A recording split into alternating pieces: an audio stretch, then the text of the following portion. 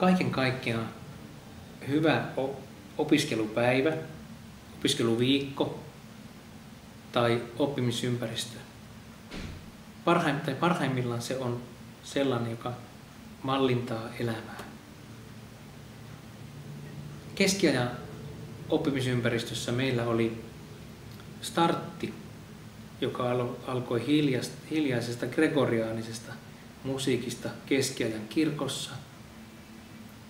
Ja lapset tuli sinne roolissa. Ne näki, tutustui meihin hahmoihin, ketä aikuishahmoja siellä oli. Tuli tämmöinen draama. Ja lyhyt hiljentyminen kynttilöiden valaisemassa kirkossa. Sieltä lähdettiin. Ulos oli portti 1500-luvun, ei 1500-luvun, vaan keskiajan Kokkolaan, Kaarlaan.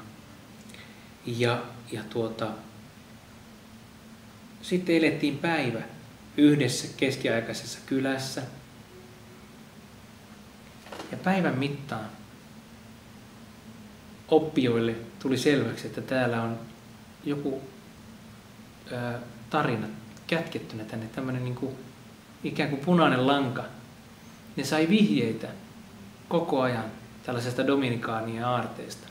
Samalla kun työskenteli eri paikoissa, kävi majatalossa ratkaisemassa ongelmanratkaisutehtäviä tai nuotiolla käytiin tai leivontapisteellä, niin samalla ne sai vihjeitä.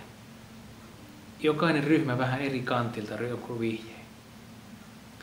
Ja jotta tämä aarre löytyy, niin se vaati sitten ruokailun jälkeen porukkaa kasaantumaan yhteen, kertomaan mitä niillä on, eli yhdessä ratkaisemaan, keräämään ja toimimaan yhdessä.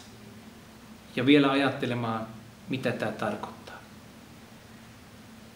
No, he sitten onnistu löytämään vihjeiden ja oman ongelmanratkaisutaidon, yhteistoiminnallisuuden lopputuloksena ratkaisemaan ja löysi aarteen.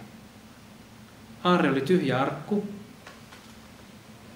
Ja kun se päivä oli sen verran onnistunut hyvin, niin lapset osasivat täyttää sen aarrearkun. Se oli dominikaani aarre ja siellä oli jotain, vaikka se oli tyhjä, niin se oli arvoja. Elikkä sinne pystyttiin, ne oli virittyneet sellaisen mielentilaan, että sinne pystyttiin helposti sanomaan sellaisia henkisiä arvoja. Se täytettiin löydöksillä, mitä oli päivän aikaa vahvistettu.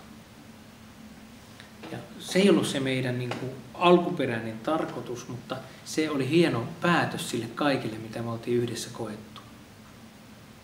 Ja sillä tavalla me ajatellaan, että haluttiin myöskin tuoda tällainen, että yhdessä toimimalla voidaan löytää jotain suurempaa. Ja se, miten se niin kuin rakentui siinä meidän aikuisten havainnoista ja kehittyi tämä juttu. Se oli minusta yksi suurimmista löydöksistä. Se mallinsi elämää. Se oli syvempi. Siellä oli piilossa jotain isompaa kuin keskiajan Kaarlela.